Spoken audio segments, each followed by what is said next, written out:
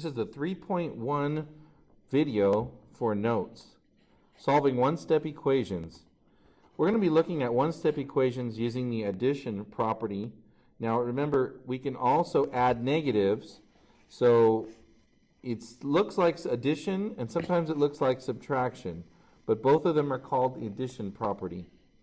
So the first question here, it says x minus 7 equals 27. So what we're going to do is we're going to look where the x is, and right next to it we have a minus 7. Well, you know what the opposite of minus 7 is? It is plus 7. So we're going to add 7 right here. Now we can't just add 7 to one side of an equation. It unbalances it. So we have to add 7 to the other side of the equation. This makes 0. Negative 7 plus 7 is 0. So we only end up with x on the left side, and the right side, if you need a calculator, that's fine, it's 34. Number 2, you always got to find the variable. Okay, there's the a, and next to it is a negative 8. So think, what would be the number you could add to this to make that 0? It's the opposite. It's positive 8. Okay, there's the 0. But again, you can't just add 8 to one side, you have to add 8 to the other side as well. So on the right side, a is going to be the only thing left, and it's okay for our variable to be on the right side by itself. We have different signs here. So since the negative is on the bigger number, we're going to have a negative answer, and then basically we just subtract 35 minus 8, and we get 7, so it's 27.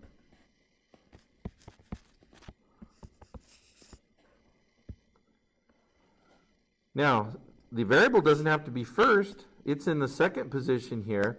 So we just look at this 23. We ask ourselves, is that positive or negative? It's a positive 23. So to get rid of it, to make it a 0, we do negative 23 on both sides.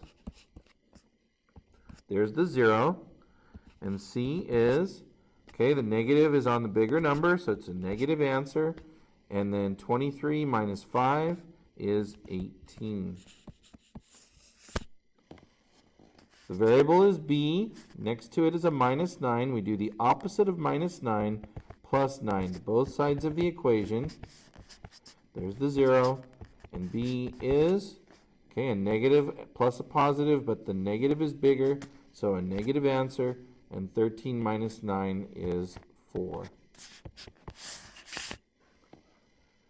Now, here's an interesting problem. It's a little bit different. Right here there's a star, and it refers to number 5. You cannot have a negative variable as part of your final answer. That should say final answer. So how are we going to deal with that? Well, first we're going to still look at where's the variable. Look at the number next to it. It's a minus 3. So we're going to add 3 to both sides of the equation. And that will give us negative a is 12 is negative, 3 is positive, so the answer is negative. 12 minus 3 is 9. Now, how do you fix this? That's negative a, but we want positive a.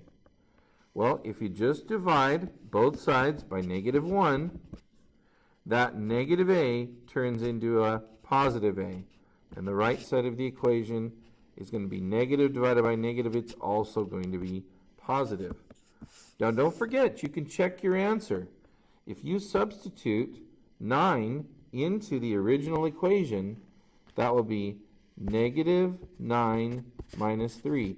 Is that equal to negative 12? Sure it is. So you see, it does work. 9 was the answer. Now, look at the second type of problem, solving equations using subtraction. Again, we're going to look at the variable, and then we're going to look at the number that's next to the variable and do the opposite of it. So number 1, find the r. We have plus 3, so we're going to subtract 3 both sides. There's the 0, and r is 2 minus 3, negative 1.